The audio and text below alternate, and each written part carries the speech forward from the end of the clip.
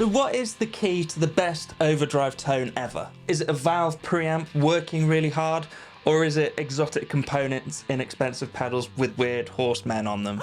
Arguably yes, both of those things can create truly iconic overdrive tones, but there is one thing that many people would say is the key ingredient, and that is the output transformer in tube amplifiers. If you've ever looked inside of a valve amp, be careful if you do, the output transformer is usually that big metal box shaped thing at the end of the circuit. Inside of that box is a load of coiled wire and steel plates that actually drive the speaker from the amplifier. So why is this component so special in creating great tone? Well, it can provide incredible character when it's driven hard. And how do you drive your output transformer hard, you ask?